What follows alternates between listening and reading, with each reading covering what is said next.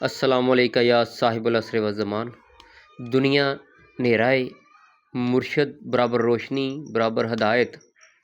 मुरशद की मिसाल गड्डी दे लाइट वर्गी है कि अगर किसी ने नेरे दे विच सफ़र करना होवे ते उन्होंने रोशनी का इस्तेमाल करना पैंदा है। तो अगर वो रोशनी इस्तेमाल नहीं करेगा, लाइट इस्तेमाल नहीं करेगा तो उन्हें हादसा पेश आ सकता है जी, रस्ता भटक सकता है। अगर किसी का सफ़र 5 घंटे का भी है ना, तो रोशनी एक सैकेंड वास्ते भी नहीं बंद करेगा, मिनट वास्ते भी नहीं बंद करेगा, क्योंकि वो रस्ता भटक सकता है, कोई हादसा पेश आ सकता है। समझ आ रही गल दी? मुरशद नूं बस इस तरह ही समझ लो, ठीक है। जिस तरह नेरे का सफ़र बगैर रोशनी के मुमकिन नहीं, उस तरह ही है दुनिया भी हर तरफ गुमराही ते नेरा है। दुनिया के हर तरफ नेरा है, गुमराही है, जहालत का नेरा है। अगर मुरशद की रोशनी ना होई तो हादसा हो जाएगा, रस्ता भटक जाओगे जी, रस्ता गवाच जाएगा अगर मुरशद की रोशनी ना होई तो। हुण जिहड़े मुरशद के बगैर लोग ने, यकीनन वो जहालत ने तो रस्ता भटक गए ने, क्योंकि उन्हों का कोई वाली वारस नहीं है ना, उन्होंने कोई समझाने वाला कोई नहीं। वो मुरशद फड़ते हैं किताबों नूं ते कुछ उस्तादां नूं जिहड़े दुनियादार हुंदे ने, जिन्हां ते उन्होंने यकीन भी कोई नहीं हुंदा, वो अपनी मर्जी का उन्होंने गल्लां दसदे ने ते बकाया उन्होंने मिसगाइड करते हैं, ठीक है। हुण मुरशद वाले भी कुछ गुमराह लोग है ने, वो किहड़े ने, उन्हां दा मुरशद तो है पर उन्होंने राबता नहीं करते, साल बाद उर्स ते जांदे ने, पर दीन दे तमाम मामला जिहड़े ने वो कदी किस तो कदी किदे तो लैंदे ने, ठीक है। यानी कि वो अपने मुरशद तो नहीं पुछदे, उन्होंने बस थोड़ा बहुत ही पता होंदा मुरशद दीयां गल्लां दा, बाकी वो लोगों को पुछ ले, कदी उस मौलवी को, कदी उस मौलवी को, कदी उस किताब दे विचों, क्योंकि मुरशद नाल उन्हां दा राबता ही नहीं होंदा, मुरशद नाल मिलदे ही नहीं। कदी कदी मिल गया, जो मिले बस थोड़ी बहुती गल होई, लैंदे कोई नहीं। उन्होंने चाहिए अगर मुरशद लिया है, मुरशद फड़िया है, तो फिर उनको सारियां गल्लां उहदे कोल पुछण, हर गल उहदे कोल पुछण। मुरशद फड़न दा तो मकसद ही ये हुंदा है। हुण इक कुलिया है, मुरशद रोशनी है, नेरे सफ़र दे विच बेहद जरूरी है मुरशद जी। जिस तरह रोशनी जरूरी सी, इस तरह मुरशद भी तो हिदायत देंदा ना, हिदायत बराबर रोशनी, तो बेहद जरूरी है इस जिंदगी के नेरे सफ़र दे विच।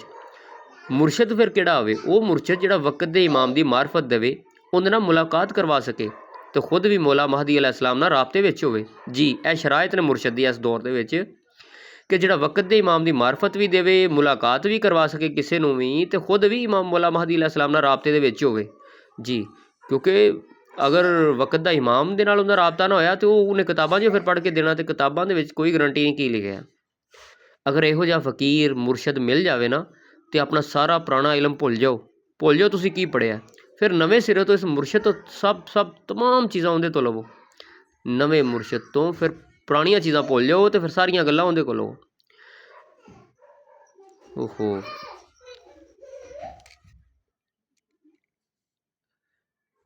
लोकां दी गल्लां सुनो जरूर, मगर यकीन ते तस्दीक सिर्फ अपने मुरशद को करवाओ जी। अगर कोई भी गल सुनी है, ठीक है, सुन ली तुसीं, पर उस गल की तस्दीक अपने ऐसे मुरशद को करवाओ आके, अपने आप ना होंदा तो फैसला करो कि क्या ठीक है या नहीं ठीक। अगर इस नेरे सफ़र दे विच गल वो ही आ गई कि 5 घंटे का भी सफ़र है तो रोशनी थोड़ी देर लिए भी बंद नहीं की जा सकती।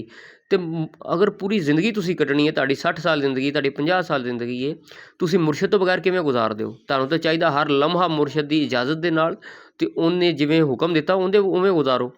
तुहानूं की पता कि किते भी तुसीं अगर किसी चीज़ से अमल कर लेंदे हो तो तुहाडे मुरशद के खिलाफ होवे, तो फिर तुसीं की करोगे? लिहाजा अगर मुरशद ऐसा मिल जाए, फिर हर गल उहदे को पुछी दी है। ये नहीं हुंदा कि मेरा मुरशद हैगा तो मैं उन्होंने कभी मिलता ही नहीं, कभी दीन उहदे को ले लिया, कभी उहदे को ले लिया, एवें नहीं चलना। मुरशद तो बगैर गुमराही है, ठीक है।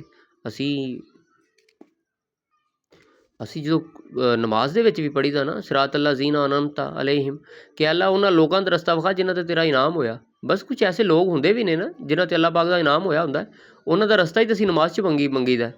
तो बस जो कोई इहो जिहा मिल जाए ना, तो उदों फिर उहदे पिछे लग जाइदा है। तो जे कोई कहे नहीं जी दीन सिर्फ अल्लाह ही अल्लाह ही अल्लाह अल्लाह ही अल्लाह और कोई नहीं, तो फिर उनका अल्लाह कोई दीन लिया, फिर नबी को क्यों लेना है, फिर फरिश्तियाँ को क्यों लेना है, फिर वलियों को क्यों लेना, फिर कुरान को भी क्यों लेना? अल्लाह को ही लेना, अल्लाह ने तेन थोड़ा कुरान पढ़ाया आके। भाई एक कुलिया है, किसी इंसानी जिस्म वाले इंसान ना फ़कीर को, मुरशद को इलम लेना पएगा, वो तुहानूं अगे लैके जाएगा, वो तुहानूं गाइड करेगा, ठीक है।